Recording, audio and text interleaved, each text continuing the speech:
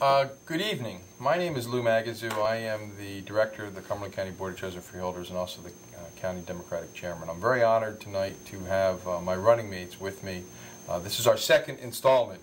We have run other shows in other years, and we're doing it again this year to talk about the Democratic team. On the far end of the table is my colleague, freeholder Nelson Thompson. Good evening. Good evening. How you Good doing? to have you back. And our great clerk candidate, Lauren Van Emden.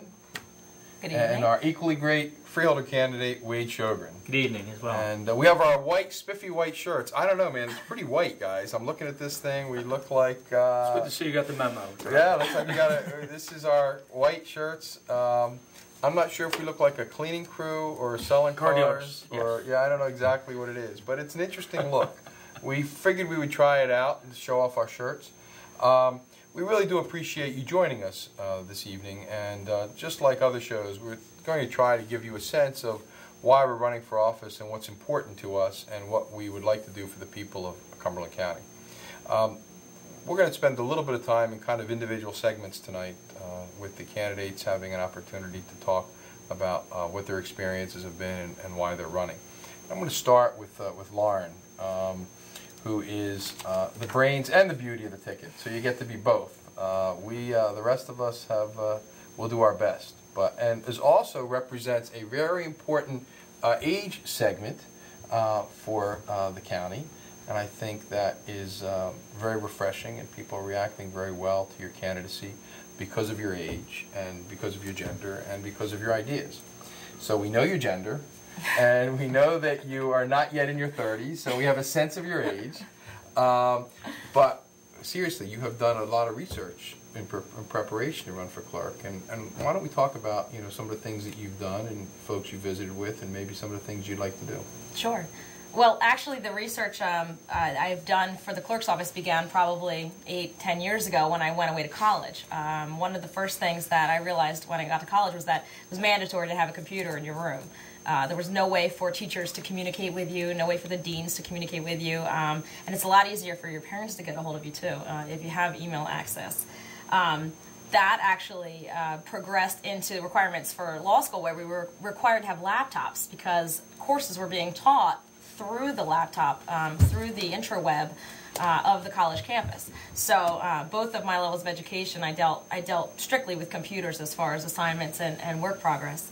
So I come back to Cumberland County and I start my practice with my father, always using computers, and I have the opportunity to run for the clerk's office. And I think, well, what about the clerk's office is there that I could make better? And so I went and took a look at it, and I compared our clerk's office with the clerk's offices in other counties, and I found quite a few things that could be improved upon. First and foremost was the technology issue. Cumberland County has its difficulties, and being one of the poorer counties in the state, I'm looking to have the clerk's office be one of those steps in the ladder of progressing us out of that category.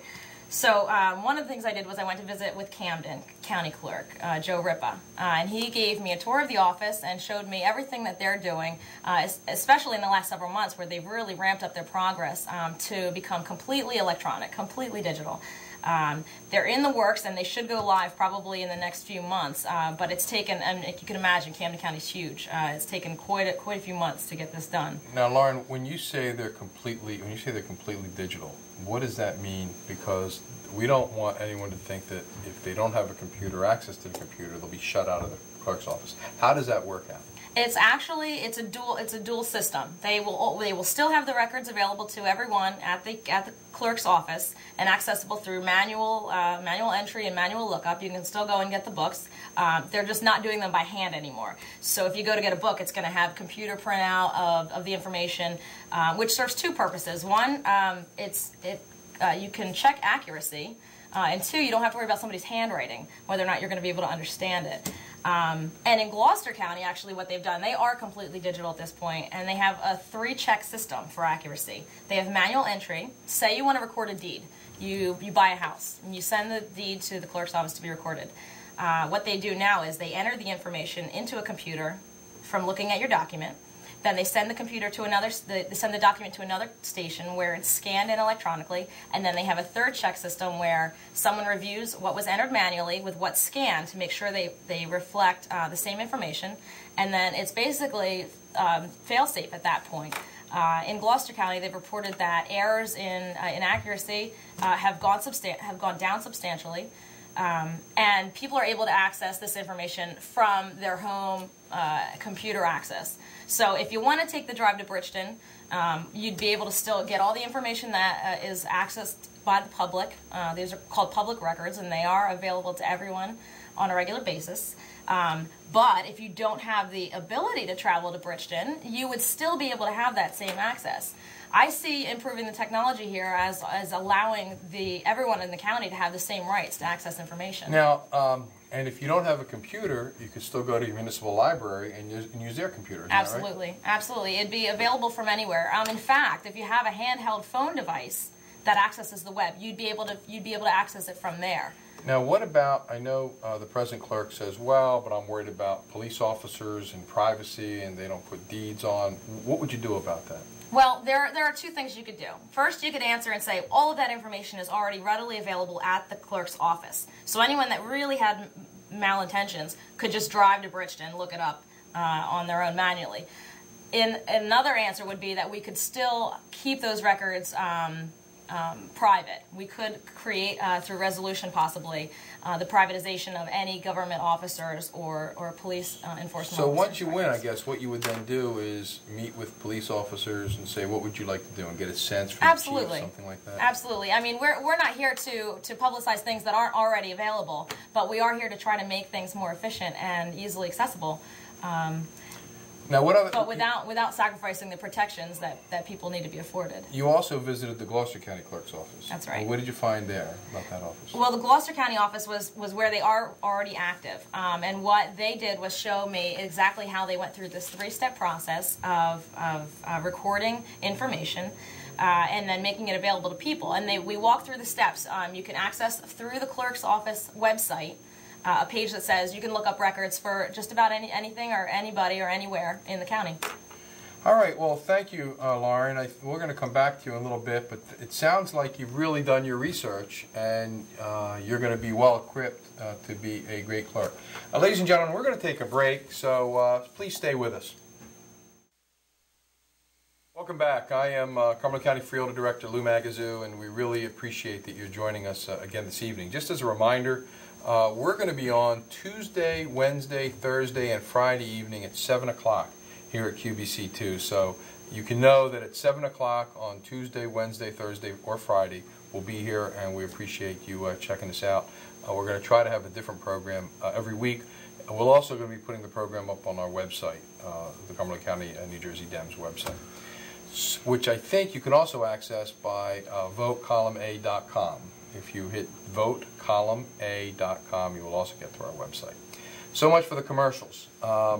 Freeholder Thompson, unlike Lauren, who has had the opportunity to prepare for her position, you kind of just got dumped into it, or put into it, or parachuted into it, whatever phrase you might want to use, when Doug Rainier got elected surrogate, and you were chosen by the Democratic Executive Committee.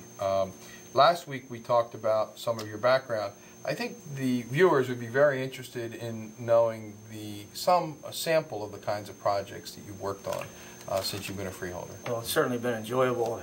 If you pick up the county directory, you'll see it's about this thick. And I didn't realize when I first started getting involved many years ago just how many services we perform. Well, I'm very well aware of that now. Lou said you'd probably be working half days. I didn't know he meant 12 hours a day. So I understand that now, and you know what? I'm enjoying every bit of it. First thing I jumped right into was the Public Works, as I am the chairman of Public Works, and had an opportunity to meet everyone who works through there, whether it's the road department, the sign department, engineering. What a great bunch of folks. And then I jumped right in the mosquito division. I didn't know we had the mosquito division, but I found out all different kinds of mosquitoes that exist in this county. I knew as a kid, but I didn't know what to call them. Now I know what to call them. But in the Public Works Department, we service about 550 miles of roads.